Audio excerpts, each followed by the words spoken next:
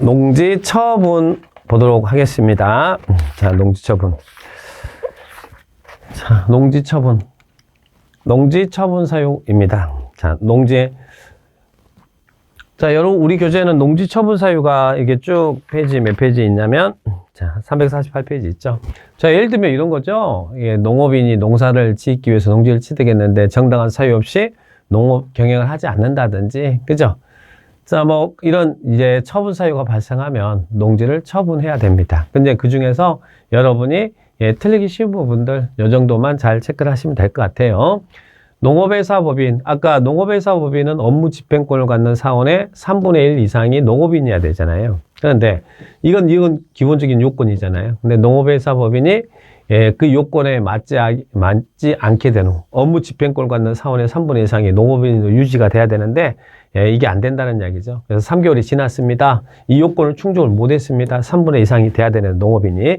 그러면 3개월이 지났으면 농지를 처분해야 되는 사유가 된다. 그리고 또 주말챔 영농입니다. 주말챔 영농을 해서 농지를 취득할 수 있었잖아요. 근데 정당한 사유 없이 주말챔 영농에 이용하지 않는다. 그러면 처분 사유가 됩니다. 그리고 또 여러분이 농지 전용 허가 받았어요. 자, 제가 그랬죠. 계획관리적에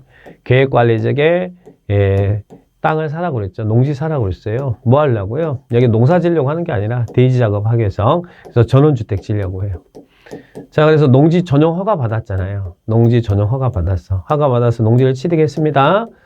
대지 작업에서 전원주택 지려고. 그런데 전용 허가 받고요. 몇 년 내 그 목적 사업, 이 사업에 착수하지 않아요. 2년 내 착수하지 않았다. 농지 전용 허가나 신고한자가 2년 내 목적 사업에 착수하지 않으면 그때는 농지 처분 사유가 됩니다. 그래서 여러분이 농지를 취득했는데 2년 내 그 목적 사업에 착수하지 않는다. 전용 허가 신고한자가 농지를 취득해서 그럴 때는 2년이라는 숫자죠. 여기는 3개월, 여기는 2년. 자, 그럴 때는 농지 처분 사유가 발생해요.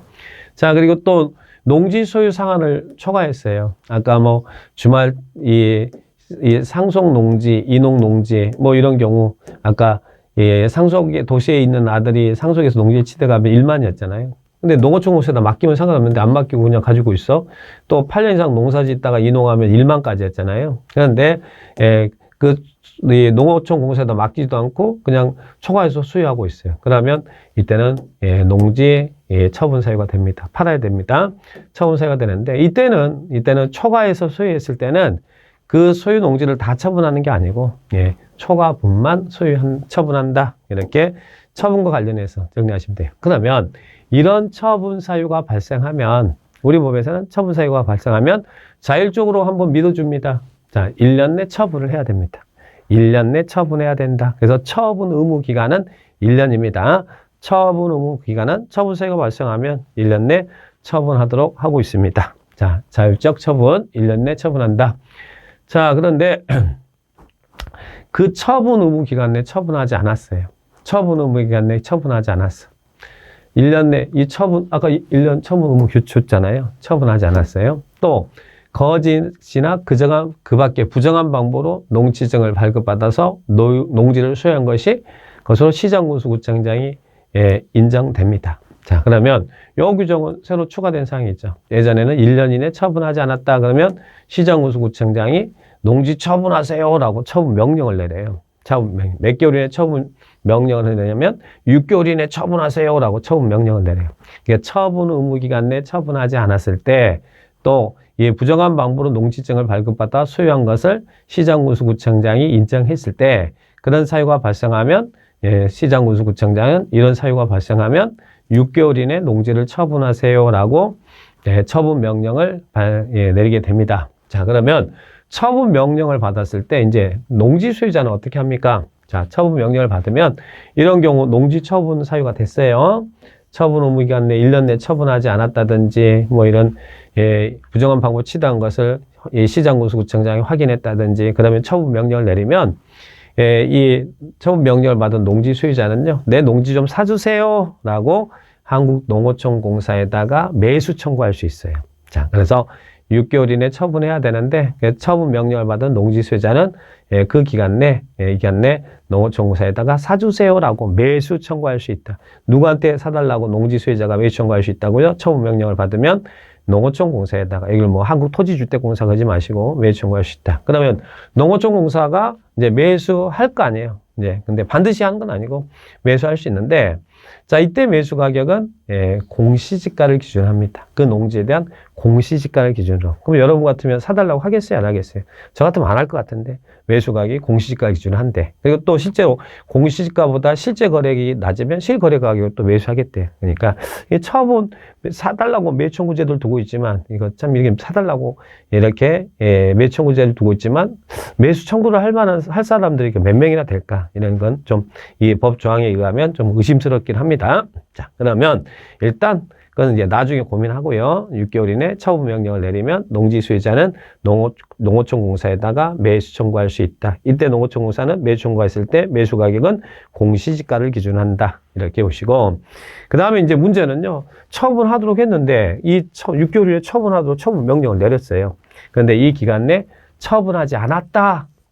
그러니까 처분 명령을 내렸는데 이 기간 내에 처분하지 않았어. 그러면 우리 법은 이행강제금을 부과한다는 이야기야. 처분 명령에 불응하면 이행강제금. 그 이행강제금은 이 명령에 불응했을 때 그 처분 의무 기간을 위반하면 처분 명령을 내리는데 이 처분 명령에 불응하면 이행강제금을 부과합니다. 자, 그러면 이행강제금 부과는 처분 명령에 불응했을 때 이행강제금 부과하고요. 부과권자는 당연히 시장군수구청장입니다. 그러면 부과 횟수는요. 처분할 때까지 의무를 이행할 때까지 계속 반복 부과해요. 반복 부과하는데 그래도 기준이 있어야겠죠. 매년 1회씩. 우리 건축법은 어땠어요? 건축법은 1년에 2회 이내. 농지법은 매년 1회씩. 그래서 이행강제금을 우리 공법에서 두고 있는데 두 군데가 있어요. 건축법하고 농지법. 그래서 건축법은 시정명령에 불응했을 때, 농지법은 처분명령에 불응했을 때 이행강제금 부과합니다. 자, 그러면 매년 1회씩 부과한다. 이것도 기억하시고요. 이 부과 금액도 이번에 기억하셔야 돼요. 작년에 개정된 내용이니까요. 이 부과 금액은 해당 농지, 이행강제금 부과 금액은 해당 농지 감정가격이나 그 농지 개별 공시지가 중 더 높은 가액, 감정가격이나 공시지가 중 높은 가액의 25%에 해당하는 이행강제금 부과한다는 거예요. 25%. 종전에는 당연 농지 가격 20% 그랬는데 지금은 그 농지 감정 가격이나 개별 공시지가 중 그 두 개 중에서 높은 가액의 25%. 종전에 20% 했는데 지금은 25%에 해당하는 이행강제금을 부과합니다. 자, 그렇게 정리하시고. 그러면 여러분은 이 부과 처분에 대해서 이의제기할 수 있죠. 이의제기는 30일 이내 시장군수구청장한테 이의신청할 수 있다. 그래서 이런 처분에 관련된 사항도 시험에 충분히 구성할 만하죠. 그리고 작년에 이렇게 개정돼서 들어온 내용들도 있고 그러니까요. 자, 그런 개정된 사항들은 꼭 좀 주의를 해서 잘 보실 필요가 있습니다. 자, 이런 농지 처분에 대한 사항 그리고 내용들 체크합니다. 자, 이제는 농지 이용 파트 보겠습니다. 대리경작입니다. 대리경작은 작년에 출제했거든요. 근데 올해 또 출제 가능성이 그렇게 높지는 않습니다. 다만 대리경작은 유농지, 농사 안 짓고 놀리는 땅, 자, 이런 유농지에 대해서 대리경작자 지정해서 대신 경작하게 하겠다는 이야기잖아요. 이게 대리경작제도입니다. 자, 대리경작 지정은 누가 하냐면 시장군수구청장이 합니다. 또 직권회에서 할 수 있고 신청해서 할 수도 있어요. 그런데 하나 기억할 것은 대리경작자를 지정할 때는 이런 유농지가 있더라, 놀리고 있는 농지가 있더라, 그러면 바로 지정하는 게 아니라 먼저 예고부터 해요. 대리경작자 지정할 겁니다 라고 예고를 해요. 지정 예고를 딱 합니다. 여기는 농지 소유자나 실제 농지를 임차하고 있는 임차인에게 지정 예고를 합니다. 대리경작자 지정할 겁니다. 그러면 이 지정 예고가 있으면 이 대리경작자 지정 예고에 대해서 이의가 있는 자, 이 신청은 요 예고에 대한 이의 신청을 하는 거예요. 10일 이내 이의 신청을 합니다. 그러면 통보는 7일 이내 통보해 주도록 하고 있더라. 자, 그래서 이 이의 신청은 대리경작자 지정에 대한 이의 신청이 아니라 예고하고 그리고 대리경작자를 지정해 주는데 이때 이의 신청은 예고에 대해서 이의가 있으면 10일 이내 이의 신청을 하도록 하고 있더라. 이것이고, 그리고 대리경작기간입니다. 대리경작기간 지난번에 이게 답이었죠. 따로 정함이 없으면, 자, 여기 포인트는 따로 정함이 없으면, 따로 정하고 있으면 그 경작기간 내, 정한 기간 내 하는데 따로 정함이 없으면 몇 년으로 한다고요? 3년. 예전에는 1년이었거든요. 근데 지금은 3년으로 한다. 대리경작기간은 따로 정함이 없으면 대리경작기간은 3년이다. 그러면 자, 유농지에 대해서 대리경작자를 시장구청장이 지정하거나 신청해서 지정을 받았어요. 그러면 이 사람이 대신 농사 짓잖아요. 그러면 여기 수확량이 발생하겠죠. 그래서 수확량의 일정 부분을 농지 소유자와 그리고 여기 있는 임차자에게 경작료로 지불해야 됩니다. 사용료 몇 % 사용료 지불합니까?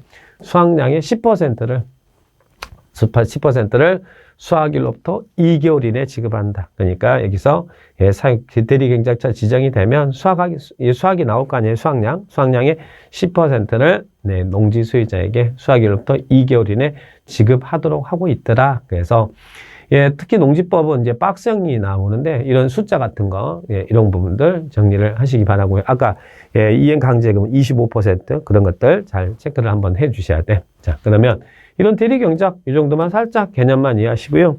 자, 농지 임대차입니다. 임대차도요. 자, 임대차도 위탁경영과 임대차의 차이는 뭐예요? 위탁경영은 농지 소유자가 보호수를 지급하고 맡기는 게 위탁경영이고 임대차는 임차인이 사용료를 내는 게 임대차예요. 자, 임대차. 자, 그러면 원래 농지 임대차도 원칙은 인정되지 않습니다. 그렇지만 이제 이런 경우 임대차를 이제 허용해주고 있죠. 그러면 이런 경우 아까 농사 짓고 싶어도 농사를 못 지을 때 일정한 보호수 지급하고 맡겨서 위탁 경영했죠. 그런 위탁 경영 사유는 반대로 임대차 사유도 돼요. 임차인이고 사용해가지고 사용료 지불할 수 있는 임대차 사유도 돼요. 그러니까 위탁 경영에 해당되는 것은 다 임대차 사유도 된다라고 이해하시면 돼요. 아셨죠? 자, 그러면 자, 임대차. 자, 임대 계약을 체결할 때 A와 B가 자, 임대차 계약을 체결할 겁니다. 그럴 때는 서면 계약을 원칙으로 하죠. 그런데 꼭 어떤 등기가 있어야 뭐 발행자나 뭐 3자에게 뭐 효력이 발생하고 그럴까? 자, 우리 법에서는 대항력 임대차 계약은 등기가 없어도 임차인이 농지 소유자에 관한은 시장, 구청장, 읍장면적에 확인받고 그리고 목적물 인도받으면 그 다음 날부터 제3자에게 효력이 발생한다. 임대차 효력이 발생한다는 이야기요. 그래서 임대차에 대한 꼭 등기가 있어야 돼.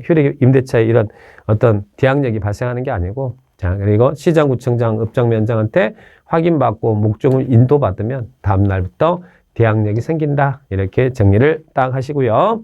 자, 임대인의 지승기. 자, 여기서 임대인의 임대인이죠. 자, 사람한테 이 농지 팔았어. 그러면 이 승계 될까 안 될까요? 승계한 것으로 본다. 그래서, 그리고 또 하나 기억할 것은, 자, 우리 농지법은 약자를 보호하는 거예요. 그러면 임대인이 약자예요? 임차인이 약자예요? 임차인이 약자일 수밖에 없잖아요. 그래서 임대차 계약은 이 법을 위반한 임차인에게 불리한 것은 효력을 인정하지 않습니다. 그래서 임차인, 약자를 보호해 주겠다. 그래서 농지 임대차에 있어서는 임차인에게 불리한 것은 효력을 인정하지 않는다. 이렇게 기억하시기 바라고요. 자, 그러면 이런 임대차에 관련된 사항 체크해 보시고, 자, 그 다음에 농지임대차 또 가봅니다. 임대차 계약기간. 요게 31회대로 기억합니다. 계약기간. 보시죠. 자, 원래 제가 방금 전에 그랬잖아요. 이 농지임대차는 임차인에게만 유리하게끔 적용하지, 임차인에게 불리한 적용은 규정하면 안 된다고 그랬어요. 자, 그러면 자, 임대차 계약기간입니다. 이모작을 위해서 8개월 이내 임대하는 경우 빼고는 일반적인 임대차 계약기간은 3년 이상. 그건 여기 임차농을 보호하기 위해서 그래요. 임대차 기간 3년 이상. 아까 대리경작도 따로 경작이 없으면 정함이 없어 3년이었죠. 근데 임대차 계약기간은 기본이 3년 이상이에요. 그런데 다년생 식물 재배지 같은 경우는요. 자, 예전에 3년 이상이다 보니까 3년 지나면 그러면 계약 해지할 수도 있다는 이야기. 근데 다년생 식물 재배지 같은 경우는 좀 키워가지고 또 좀 이제 수익도 좀 발생할 만하니까 임대차 계약이 3년이라는 기간 때문에 깨져버려요. 그러면 또 임차농이 너무 불리할 수도 있잖아요. 그래서 실제 불리함도 있었고. 그래서 이 다년생 식물 재배지의 경우는 이때는 이 임차농을 보호해주기 위해서 종전에 3년이었던 것이 5년 이상으로 바뀌었다는 이야기예요. 5년 이상으로 한다. 그래서 임대차 계약 기간은 기본이 이모작이 아닌 경우에는 임대차 계약 기간은 3년 이상을 원칙으로 하는데, 다만 단연생 식물 재배지의 경우는 임차농을 보호하기 위해서 단연생 식물 재배지에 대한 임대차 계약 기간은 3년이 아니라 몇 년이라고요? 5년 이상으로 한다. 이 구분을 해 주시기 바랍니다.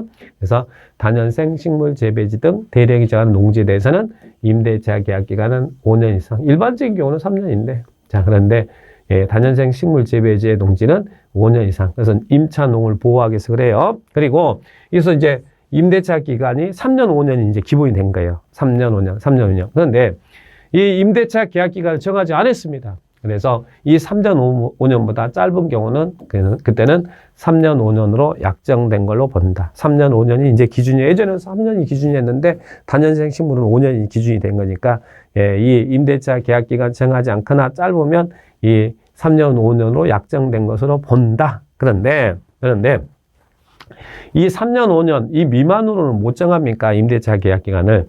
자, 임대인이죠. 임대인이 1호지 징병, 징집 등의 사유로 자, 이런 계약 기간을 이 3년, 5년 미만으로 정할 수 있대요. 자, 이 경우 선정할 수 있고, 그리고 임차인은 지금 이 3년, 5년이 임차농을 보호하기 위해서 지금 3년, 5년 기준 뒀잖아요. 근데 임차인이 미만으로 정하다 그러면 그건 임차농을 보호하는 취지니까 이 3년 미만으로 정할 수 있어. 근데 임대인이 이런 3년, 5년 미만으로 정하면 안 되는데, 임대인이 이런 질병, 징집 등 뭐 군대 간다든지 뭐 이렇게 또 이런 어떤 사유로 인해서 농사를 못 지을 때 임대할 때인데, 그때는 이런 3년 미만으로 정할 수 있다는 거예요. 임차인은 당연히 정할 수 있고, 임대인은 원래 3년, 5년 이상으로 임대차 계약을 체결해야 되는데, 임대인이 이런 사유가 발생하면 미만으로 정할 수도 있다. 이렇게 구분해서 정리하셔야 됩니다.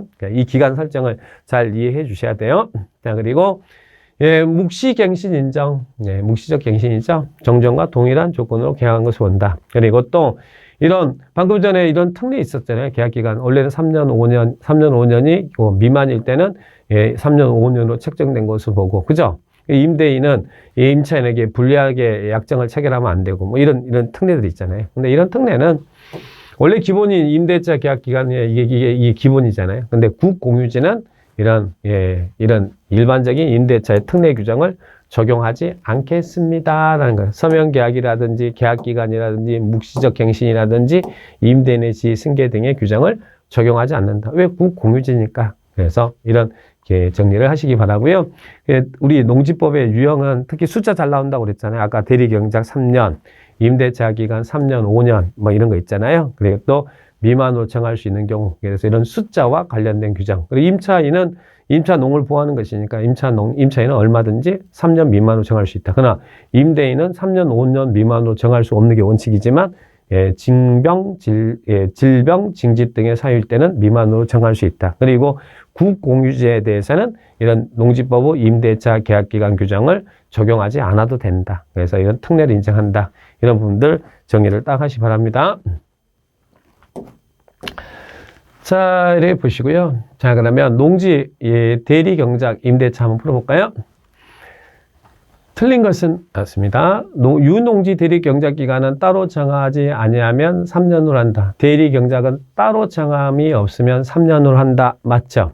그리고 또 2번, 농업 경영을 하려는 자에게 농지를 임대하는 경우 서명계약을 원칙이다. 서명계약 원칙이죠. 자, 그리고 임대 농지 양수인은 농지법에 따른 임대인의 지위를 승계한다. 임대인의 지위 승계하라고 그랬잖아요. 승계한다.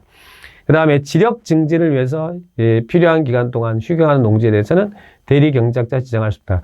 자, 유농지에 대해서 대리경작을 지정하는데 지력 증진을 위해서 임시 휴경하는 것은 유농지가 아니죠. 그때는 대리경작자 지정할 수 없다. 맞습니다. 자, 그리고 자기 농업 경영을 위해서 농지를 소유하는 자가 주말 체험 영농을 하려는 자에게 임대하는 것을 업으로 하는 자에게 농지를 임대할 수 없다. 이건 임대할 수 있어요. 주말 체험 영농을 업으로 하는 자에게 임대하는 것을 하려는 자에게 임대하는 것을 업으로 하는 자에게 농지를 임대할 수 없다가 아니라 임대할 수 있다. 그래서 여기는 답은 5번이 틀렸다. 자, 그래 답은 보시면 되겠고요. 자, 그 다음에 이제 농지법 이제 마지막 파트 우리 농지 보전입니다. 농업진흥적이죠. 자, 우리 전국의 농지는요. 자, 농지법에서 전국의 농지는 크게 이렇게 구분해요. 농업진흥지역의 농지와 농업진흥지역의 농지와 전국의 농지는 농업진흥지역 밖의 농지로 나눠요. 농업진흥지역의 농지와 농업진흥지역 밖의 농지로 이렇게 나눕니다. 그러면 농업진흥지역이라고 지정을 하면 나머지가 그냥 밖의 농지가 되는 거예요. 네, 밖의 농지를 별도로 지정하지는 않고 농업진흥지역이다라고 지정하면 나머지가 밖의 농지가 됩니다. 근데요, 이 농업진흥지역 지정은 누가 하냐면 농장이, 즉 우리 농림축산식품부 장관을 줄여서 농장이라고 그래요. 농장이 지정하는 게 아니라 시도지사가 지정해요. 지정해서 농장한테 승인을 받습니다. 그래서 농림축산식품부 장관이 농업진흥지역을 지정한다 그러면 안 돼요. 자, 그런데 이 농업진흥지역을 또 쪼개서 이렇게 나눌 수 있대. 농업진흥지역을. 대한민국 사람은 참 나누는 거 좋아해요. 그죠? 농업진흥지역을 또 쪼개서 농업진흥구역과 그리고 농업보호구역으로 구분할 수 있다는 이야기예요. 진흥구역과 농업보호구역으로 나눌 수 있다. 자, 그래서 원래는 농업진흥지역과 밖의 농지로 이렇게 나눠지는데 농업진흥지역 지정은 시도지사가 하고요. 밖의 농지는 별도로 지정하지 않습니다. 근데 농업진흥지역을 또 농업진흥구역과 보호구역으로 구분할 수 있다는 이야기예요. 자, 그러면 어떤 지역이 농업진흥구역입니까? 자, 우리 시골 가면 어때요? 예, 경지정리돼서 반듯반듯하게 농지로 집단화돼 있죠? 이 농지로 집단화된, 흔히 말하면 우리가 절대농지 하는 게 요거예요. 예, 농업진흥구역은 한마디로 농지로 집단화된 이 지역이 농업진흥구역이에요. 농업진흥구역. 농지로 집단화된 지역. 경지정리해서 반듯하게 농지로 집단화된 지역. 농업진흥구역. 그러면 농업보호구역은요. 자, 농업진흥지역을 이렇게 나눌 수 있다고 그랬잖아요. 자, 진흥구역과 보호구역으로. 그러면 이제 여기는 농업보호구역은 이 농지로 집단화된 이 농업진흥구역의 용수원 확보, 용수원 확보, 그리고 또 농업 환경을 보호하기 위해서 지정하는 게 농업보호구역이에요. 그러니까 이 지역의 용수원 확보나 농업 환경을 보호하는 게 농업보호구역이다. 진흥구역과 보호구역 나눠지는데 여기는 진흥구역, 그리고 밖에는 농업보호구역 이렇게 구분합니다. 어디가 행위제한이 강하겠어요? 여기가 농지로 집단화된 지역이잖아요. 자, 여기가 오로지 농사만 지어야 될 땅이잖아요. 그러니까 농업보호구역보다 농업진흥구역이 행위제한이 강해요. 농지로 집단화된 지역, 여기가 농업진흥구역이다 이렇게 나와요. 농업보호구역은 이 농지로 집단화된 이 농업진흥구역의 용수원 확보나 농업 환경을 보호하는 게 농업보호구역이다. 이렇게 체크를 딱 하시기 바랍니다. 진흥구역, 보호구역 체크하시고요. 자, 그러면 이런 농업진흥지역은 누가 지정한다고요? 시도지사가 지정해요. 농장 아닙니다. 시도지사가 지정한다. 그리고 승인을 농림축산식품부 장관이 승인권자입니다. 그래서 지정권자를 농장이다 그러면 안 된다는 걸 기억합니다. 자, 그러면 자, 농업진흥지역. 자, 진흥지역. 농업진흥지역과 여기는 농업진흥구역입니다, 여러분. 농업진흥구역이에요. 농업진흥구역. 자, 아까 농업진흥지역은 진흥구역과 보호구역으로 나눈다고 그랬죠. 자, 그죠? 진흥구역입니다. 농업진흥구역. 자, 농업진흥구역은 농지로 집단화된 지역이잖아요. 그래서 여기서는 오로지 농사만 지어야 돼요. 농사만 지을 땅이다. 그래서 여기는 농업용 시설과 직접 관련된 것만 사용할 수 있다. 그래서 농지개랑 농업개발사업, 예외적으로 농업인 주택, 어린 놀이터, 농수산물 가공, 매장 문화재 이런 거 할 수 있대요. 어디에서? 농업진흥구역에서. 농업진흥구역. 그러면 농업보호구역은 어디가 행위자는 강하다고 그랬어요? 진흥구역이 강하다고 했어요? 보호구역이 강하다고 했어요? 진흥구역이 강하고 농업보호구역이 상대적으로 행위자는 약하죠. 그래서 진흥구역에서 할 수 있는 이런 것들은 농업보호구역에서 할 수 있어요. 그러면 여러분들은 행위자의 문제가 나오면 농업진흥구역은 농사질 땅이다. 자, 이 농지로. 이제 그러면 이 농업진흥구역에서 할 수 있는 건 농업보호구역에서 할 수 있잖아요. 자, 그럼 여러분들이 요것만 기억하세요. 농업보호구역에서는 농업인의 소득 증대라든지 농업인의 생활 여건 개선, 이런 소득 증대나 생활 여건 개선을 위한 시설은 농업보호구역에서 할 수 있어요. 진흥구역이 안 돼요. 그래서 농업인의 소득 증대를 위한 이런 시설치, 관광농원사업, 주말농원사업, 태양에너지, 우리 시골에 요즘 태양광시설 설치 많이 하잖아요. 이 태양광시설 설치도 진흥구역은 안 되고요. 보호구역에서만 해요. 보호구역에서. 그러면 얼마까지 하나입니까? 농업보호구역. 주말 농원사업. 자, 주말 관광. 자, 관광농원사업. 관광농원사업. 관광농원사업. 관광농원사업 2만이죠. 2만. 관광버스비가 2만 원이에요. 관광버스비는 2만 원이고요. 그리고 제가 주말 농장 입장료가 3,000원이에요. 그래서 관광버스비 2만 원, 주말 농장 3,000원, 이 미만으로만 하네. 관광농원사업, 우리 뭐 관광농원사업, 뭐 1박 2일 체험학습하고 막 그러잖아요. 그리고 또 주말 농원사업 잘 하시고, 관광버스비 2만 원, 주말 농장 입장료 3,000원, 그리고 태양은 하나만. 저한테 태양은 하나밖에 없어요. 태양은 하나만. 관광버스 2만 원, 주말 농장 입장료 3,000원, 태양은 하나만. 자, 그렇게 정리합니다. 이런 농업인의 소득 증대는 농업보호구역에서 할 수 있어요. 진흥구역이 아니고, 이건 지역이 아니라 구역입니다. 농업진흥구역입니다. 자, 그래서 여기서 할 수 있고요. 그리고 또 농업보호구역에서는, 여기 이 지역에서는 농업의 생활여건, 그래서 부지가 1,000 미만인 단독주택, 부지가 1,000 미만인 1종, 2종 근생시설, 이런 거 할 수 있어요. 그런데 1종 근린생활시설 중에서 양수장, 정수장, 이런 거 다 1종 근생이거든요. 이제 이런 것은 3,000 미만까지 가능합니다. 3,000 미만까지 가능하다. 그래서 이런 분들 이 농업보호구역에서 할 수 있는 거, 여기를 딱 체크를 해 주시기 바랍니다. 자, 그리고 또 하나 기억할 것은요. 자, 우리 농지법에서 내 농지가 그러면 내 농지가 여기가 진흥구역이에요. 진흥구역. 여기가 보호구역이에요. 진흥구역과 보호구역이 걸쳐 있을 때, 이럴 때 행위자는 어떻게 받을 것이냐. 자, 진흥구역의 행위자한이 강하다고 그랬어요. 보호구역의 행위자한이 강하다고 그랬어요. 예, 진흥구역의 행위자한이 강하고 보호구역이 상대적으로 약하다고 그랬죠. 자, 그러면 내 농지가 여기서도 330을 기준으로 해요. 100평이죠. 이 농업진흥구역에 있는 부분이 330제곱미터 이하면 진흥구역과 보호구역에 걸쳐 있을 때, 자, 여기 있는 진흥구역과 보호구역에 걸쳐 있을 때, 여기가 진흥구역이라고 했어요.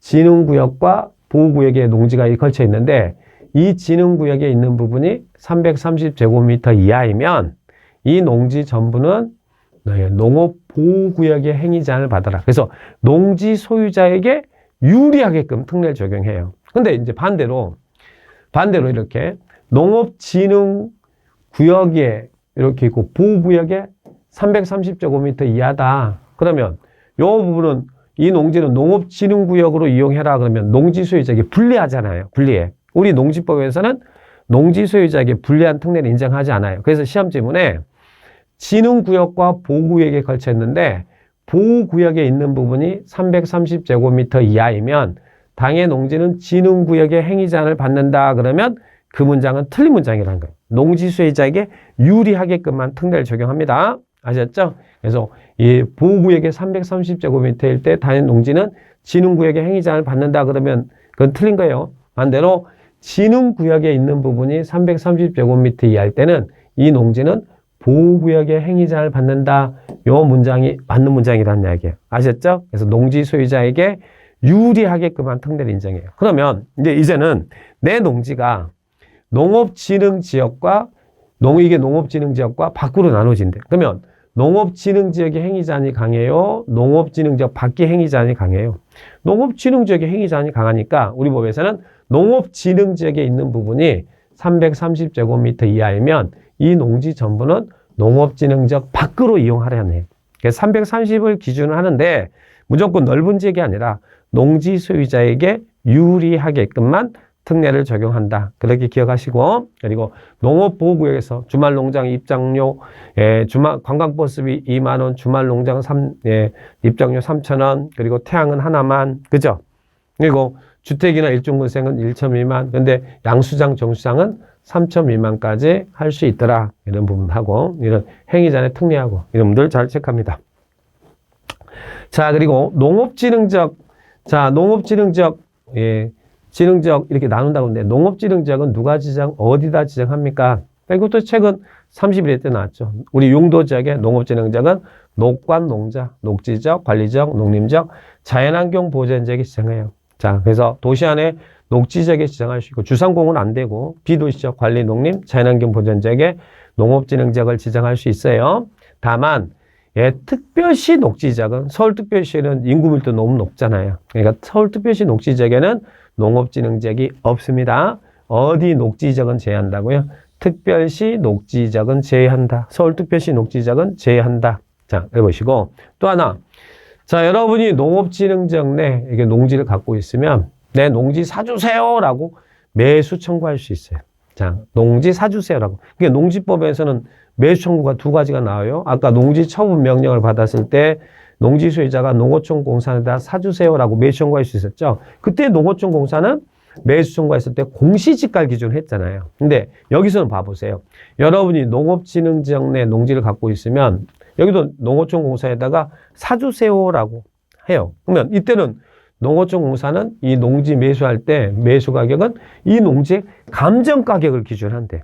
그러니까 똑같은 농지인데 처분 명령에 받았을 때 매수 청구하면 농지는 공시지가로 해주고, 농업지능지역 내 농지를 갖고 있는데 농지 소유자가 사달라고 하면 이때는 감정 가격을 기준하고 서로 차이가 있죠. 그래서 좀 일치시켜줘야 되는데, 자, 앞에서 처분 명령일 때는 농지 소유자가 사달라고 그러면 농어촌 공사에다 하라면 그때는 공시지가 기준으로. 자, 여기서는 농업지능지역에 농지를 갖고 있는 사람이 사달라고 그러면 한국 농어촌 공사는 감정 가격을 기준한다. 한쪽은 똑같이 매수 청구가 있는데 한쪽은 공시지가를 기준하고 하나는 감정 가격을 기준하고. 그죠? 좀 짜증나죠? 근데 짜증나는데 요걸 가지고 괜히 저한테 화내시는 분이 있어요. 저 잘못한 거 없잖아요.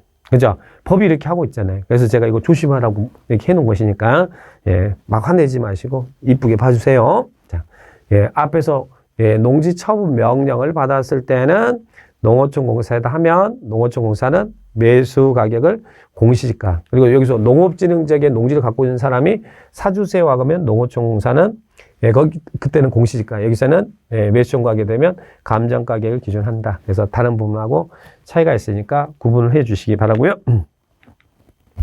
자, 이제 농지 전용입니다. 농지 전용이란, 자, 여러분이 먼저 기억할 것은 농지 전용과 타용도 일시사용 개념을 이해하셔야 돼요. 그러면 농지 전용이라는 것은 농지여 빠이빠이, 농지로 복구하지 않는 겁니다. 복구하지 않는 것이고, 타용도 일시사용은 말 그대로 다른 용도로 농지를 일시 사용했다가 다시 농지로 복구하는 거예요. 복구하는 거.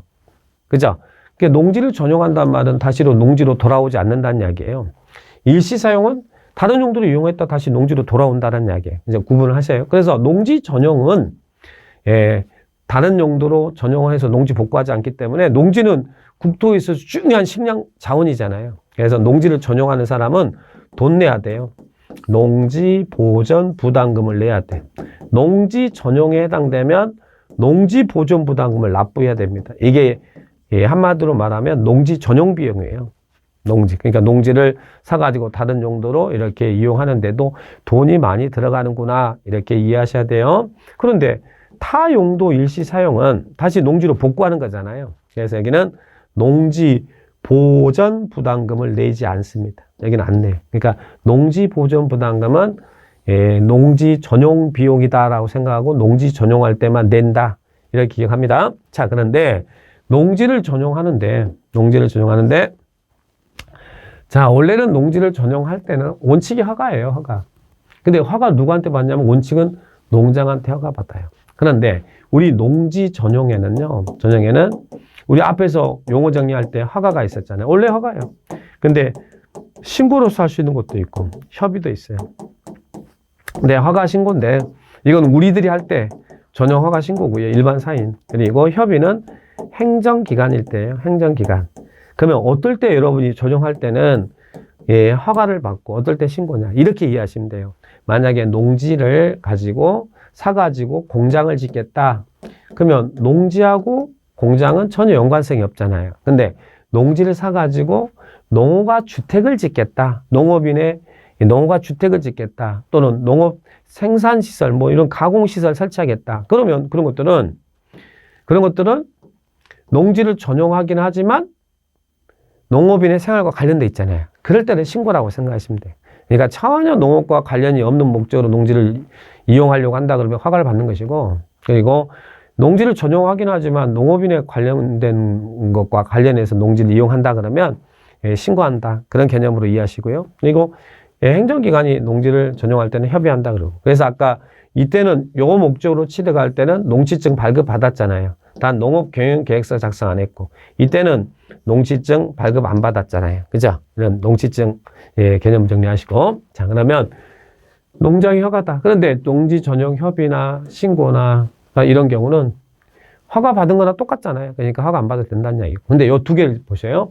불법으로 개간된 농지. 우리 예전에 임야가 있었는데 개간해서 불법 개간해서 농지를 이용하고 있었어요. 근데 이 개간된 농지를 다시 산림으로 복구할 때는 산림 복구하는 것도 농지와 빠이빠이니까 전용이잖아요. 근데 이때는 전용 허가 안 받아도 된다는 이야기예요. 그리고 하청관리청이 허가를 받으면 전용 허가 받지 않아도 된다. 그래서 원래는 전용할 때는 농장한테 허가를 받지만 전용 협의가 있었다든지 전용 신고가 있었다든지 불법으로 개간된 농지를 산림 복구한다든지 그리고 하청관리청이 허가를 받았다. 그럴 때는 전용 허가 안 받고 전용할 수 있다. 그리고 또 기억할 것은요. 자, 여러분 농지 전용 허가 받아서 했습니다. 그런데 허가를 해줬는데 뭐 이런 예, 다른 뭐 농지법상의 관련 규정을 위반하면 전용 허가를 취소하고 막 하는 취소할 수 있는 사유가 있거든요. 자, 뭐 부정한 방법으로 농지 취득 자격 증명을 발급받았다든지 막 그런다든지 거짓 부정한 방법 했다든지 막 이럴 때 전용 허가를 취소할 수 있는 사유가 있어요. 근데 이거 하나 기억하세요. 우리 농지법은요. 제가 다른 데서는 거짓 부정한 방법 그러면 거짓말하던 무조건 다리봉댕이 부러뜨려야 한다고 했죠. 거짓이면 취득했으면 하해한다거든요. 그런데 농지법에서는요. 어머니는 자식이 거짓말한다고 오늘 같이 죽자 이러진 않잖아요. 그럼 농지법에서는 어떨 때 그 전용에 대한 허가를 취소하냐면 농지법상의 조치 명령을 내렸는데 그 명령에 위반하면 전용 허가를 취소하도록 하고 있어요. 그래서 전용의 필수적 취소 사유는 요겁니다. 조치 명령을 위반했을 때 전용 허가를 취소하여야 한다. 농지법은 언제 하여야 한다고요? 농지법상의 조치 명령을 위반했을 때 전용 허가를 취소하여야 한다. 이렇게 체크를 하시기 바랍니다. 아셨죠? 네, 보시고. 자, 그 다음에 농지 전용 신고. 자, 이런 개념을 하고 있잖아요. 농지 전용 원래 허가다. 근데 이 농지를 전용하는 목적이 농지에 빠빠이 하지만 농업인 주택이라든지 뭐 이런 목적, 농업인의 공동생활시설이라든지 뭐 이런 목적. 이럴 때는 신고다 그런 개념으로 이해하시면 돼요. 그리고 협의는 누가 한다고요? 행정기관이 한다. 그럴 때는 협의한다. 이렇게 개념 정리만 해 놓으시 바랍니다. 아셨죠? 자, 그리고 자, 여기서 이제 타용도 일시사용은요. 농지를 다른 용도로 일시사용하고 다시 농지를 복구하는. 근데 일시사용도 허가가 있고 협의도 있고 신고도 있어. 그러면 어떨 때는 일시사용 허가 받습니까?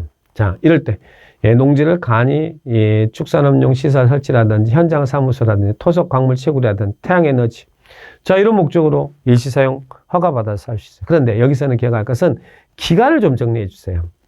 간이 예, 이 농지를 농수산물 간이 처리시설 설치를 위해서 농지를 간이 시설 설치를 위해서 농지를 일시사용한대. 그때 일시사용 기간은 7년이에요. 7년. 이 농수산물과 관된 간이 시설 설치를 위해서 예, 이 일시사용해요. 예, 그럼 간이 시설 설치는 농지를 다시 복구하니까 전용이 아니거든요. 그때 사용기간 7년이고 또 현장 사무소 부대 설치를 위해서 농지를 일시적으로 사용한다. 그때는 그 사업 시행 기간 동안 사용할 수 있어요. 지금 일시사용 기간을 보는 거예요. 그리고 또 토속, 자 농지에다 토속 채굴하고 광물 채굴할 거예요. 그것도 5년이고요. 5년. 그리고 태양에너지, 우리 태양광 시설 설치 있잖아요. 그것도 5년이야. 원칙은. 그런데 자 이게 이제 이 원칙적인 기간인데 이 일시 사용 기간을 연장할 수 있어요. 자, 그러면 7년짜리는 몇 년 더 연장 가능하냐면 5년 가능하고요. 그래서 사업 시행 기간 내니까 이거야 뭐 연장이 필요 없죠. 그리고 토속 광물 채굴은 일시 사용 기간이 5년이었죠. 근데 5년짜리는 3년 연장 가능합니다. 그래서 7년짜리는 5년 연장 가능, 5년 토속 광물은 5년인데 5년짜리는 3년 연장 가능해요. 근데 여기 하나, 우리 시골에 태양광 설치 있잖아요. 태양광 설치. 자, 그 방금 전에 5년이라고 그랬잖아요. 근데 이 태양광 설치 연장도 할 수 있어요. 연장은 종전은 15년이었거든요. 그래서 총합 20년을 초과하지 말아라 그랬는데 지금은 법이 개정돼서 연장은 18년까지. 18년. 그래서 태양광 시설은 5년, 연장은 18년. 7년짜리는 3년, 7년짜리는 연장 5년, 그리고 5년짜리는 연장 3년. 근데 태양광 시설은 원래 5년인데 연장은 18년. 자, 그리고 이제 18년 연장인데 이 경우 1회 연장은 몇 번씩 연장할 수 있다는 이야기죠. 총 18년이라는 건데 1회 연장은 3년을 초과할 수는 없다. 그래서 총 연장이 18년을 초과할 수는 없는데 근데 한 번 연장할 때 그 연장은 3년을 초과할 수는 없다는 이야기죠. 자, 그렇게 정리를 하시기 바랍니다. 그래서 일시 사용 기간 그리고 일시 사용 대상 이런 것들은 전용이 아니라 일시 사용이다. 그리고 또 일시 사용 신고하면 돼요. 자, 우리 농사는 농한기 때 있잖아요. 겨울철에 농지 놀리잖아요. 그래서 농지를 눈썰매장으로 이용한다든지 지역축제장으로 이용한다. 이건 일시사용 신고하면 돼요. 눈썰매장, 지역축제장. 그리고 또 이런 허가 대상인 여기는 앞에 있는 허가 대상인 여기 1과 2 이에 해당한 시설을 일시적으로 사용할 때는 일시적으로 뭐 여기는 막 7년이니 막 그게 아니고 일시적으로 사용할 때는 일시 사용 신고하면 돼요. 그런데 일시 사용 신고는 기간이 6개월이라는 이야기, 6개월. 그래서 일시 사용은 이런 기간을 좀 정리를 해 주실 필요가 있어요. 7년짜리, 5년짜리, 5년짜리, 연장은 7년짜리, 5년짜리, 연장은 5년짜리, 3년짜리, 18년짜리, 그리고 타용도 일시 사용 신고는 기간이 6개월이다. 이런 분들 체크를 하시기 바랍니다. 자, 이렇게 보시고요. 자, 그 다음에 이제 농지보존부담금입니다. 자, 농지보존부담금은 뭐 최근 나온 적은 없습니다만 한번 체크해 볼까요? 농지보존부담금은 제가 한마디로 뭐라고 했어요? 농지 전용비다라고 했어요. 농지를 전용할 때 들어가는 비용.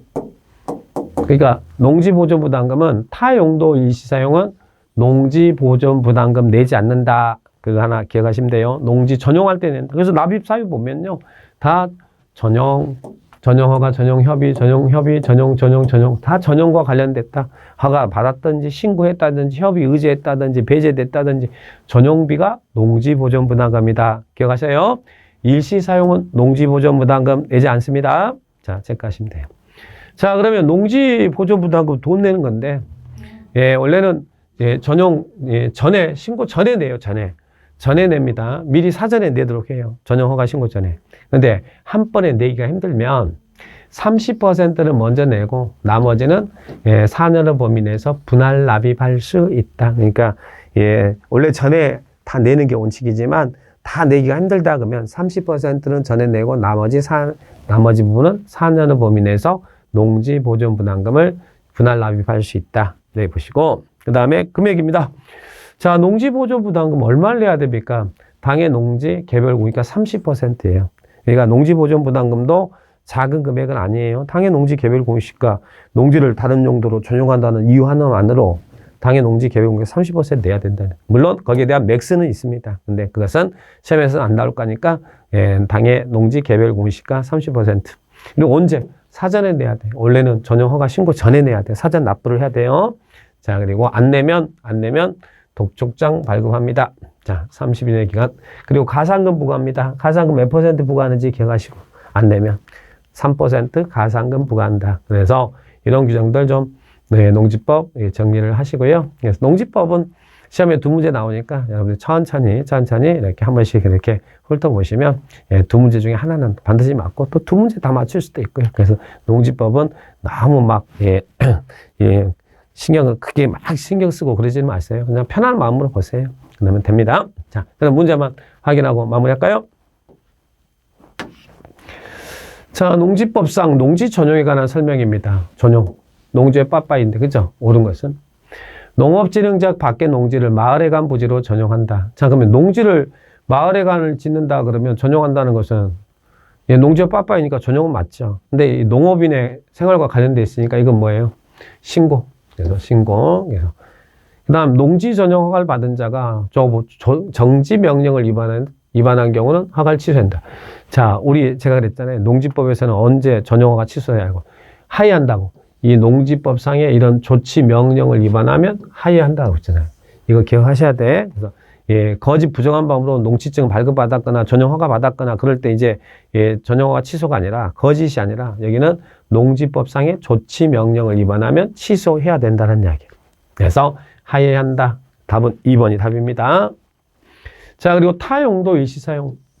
농지보존부담금 안 낸다 그랬죠? 농지 전용할 때만 낸다고 그랬죠? 자, 그리고 허가권자는 농지보존부담금 납입을 조건으로 농지 전용 허가를 할 수 있다. 자, 이거 조심하세요. 예전에는 조건부가 가능했거든요. 근데 지금은 사전에 납부해야 돼, 사전에. 그래서 예전에는 이게 맞는 지문이지만 지금은 틀린 지문이에요. 농지보존부담금은 전용 허가 신고 전에 미리 내야 됩니다. 그래서 조건이다 그러면 틀리고요. 자, 그 다음에 해당 농지에서 허용되는 주목적 사업을 위해서 현장 사무소를 설치하는 용도로 농지를 일시 사용하려는 자는 시장군수구청장에게 전용 신고 하회한다 놨죠. 자, 이거는 예, 주목적 사업을 위해서 현장 사업 설치 일시 사용하잖아. 그러면 이건 뭐예요? 타용도 일시 사용이잖아요. 이게는 전용 아니잖아요. 전용 아니죠? 타용도 일시 사용이죠? 그래서 이때는 타용도 일시 사용 허가 받는다. 이렇게 나와야 됩니다. 자, 그래서 이게 틀렸습니다. 그래서 이 전용인지 일시 사용인지 이런 규정들 잘 체크를 하시기 바랍니다. 자, 그래서 여기까지 해서 우리 이제 예, 긴 이론 과정을 이렇게 다 마무리를 합니다. 자, 그러면 예, 제가 충실히 자, 이제 우리는 기초와 이론과 심한이 다 짬뽕에서 한 번에 이렇게 가는 통합 과정이잖아요. 그래서 제가 빠짐없이 촘촘히 이렇게 수업을 진행했으니까 여러분들이 이제 이거 하는 이래도 하고 처음에 해독할 때는 예, 많이 처음에는 어려울 거예요. 근데 두 번, 세 번 돌려주시면 반복하시면 훨씬 듣기도 편하고 나중에 예, 이제 속도도 붙고 그리고 정리도 빠르게 될 테니까요. 예, 처음에 한두 번 가는 과정이 힘들더라도 예, 반복해서 정리를 잘 해 놓으시기 바랍니다. 자, 그간 예, 긴장의 수고들 많으셨습니다. 감사합니다.